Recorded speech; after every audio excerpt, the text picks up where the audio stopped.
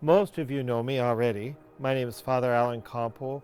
I've been uh, ordained 33 years, and I came to the Diocese of Thunder Bay in 1995 to stay for 1 year, and yet I'm still here. So over the years, I've had many experiences that are memorable, of course. One, for instance, was brought to my attention by my mother, and it was kind of just a general observation on her part when she made a comment along the lines of, since you've been in the Diocese of Thunder Bay, you've done a lot of things. And thinking about that comment from Mom made me realize the word privilege, of course, and the opportunities that were laid out in front of me for me to take a stab at, if you will, and simply enjoy insofar as being a priest, as far as ministering to people. And so a few examples, for instance, might be the opportunities I had to go to World Youth Day in Germany and then again in Australia, and traveling with people,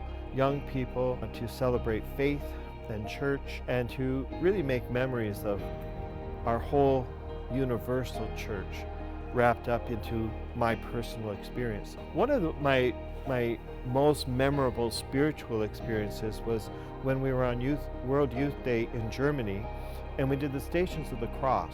Now, in itself, that's a spiritual moment, a spiritual exercise I hope that we all do. But in this particular case, we did it in the evening, and it was fairly dark actually, and we did it during the rain. We walked through parks and we walked through city streets, praying the Stations of the Cross, and everybody in their own language. And it was amazing, and it just made the stations a deeper awareness for me, a deeper reality for me of how we dive into what the Stations of the Cross mean for us as Catholic Christians. Two things in one, I guess. The privilege, the opportunities that were opening up for me to experience, and then a deep spiritual experience in the Stations of the Cross in a foreign country with people from around the world celebrating faith. So also, privileged opportunity I think I have to mention is the fact that I was given opportunity to go on sabbatical. A sabbatical is time away from parish ministry to re-energize, study, and relax. And I just cherish my opportunity for being able to go to Jerusalem, live in the old city of Jerusalem, walk where our Lord Jesus walked, visit the holy sites that are available to us to enjoy, and pray in each one.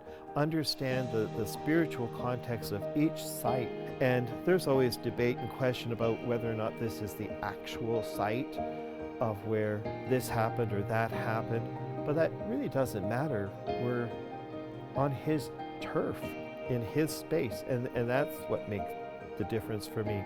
Being on the Sea of Galilee where he walked, and on the shore of the sea where he multiplied the loaves and the fish, and where he preached the mountain of Beatitudes, and of course where he walked with his cross and where he was crucified. Those are huge opportunities for me that I probably wouldn't have experienced had I not been a priest. The final thing that I want to share with you today is a funny story.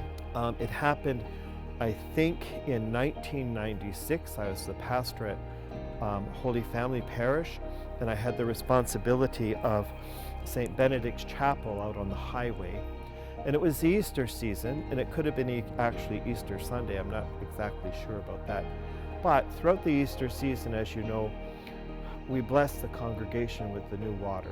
And in this little chapel, I had my small congregation and new to the diocese, and I wanted to really make this Easter celebration important to them. So I had some holy water, and I had the thurible or the sprinkler, and I'm sprinkling the people and the people in the balcony, and lo and behold, that water hit a light bulb, and there was an explosion. I ducked. I may have said a bad word. I'm not sure. I don't think I did, but I might have. It's quite possible. I ducked, and the people of the congregation just ducked, and we thought we were being bombed. You know Father Terry Sawchuk. Well, at the time he was a holy altar boy, and he and his brother were sitting there giggling to no end. It was hilarious. So I leave that with you. The words I hope that speak to you about my priesthood, privilege, opportunity, deep spiritual moments, and of course there's joy and laughter.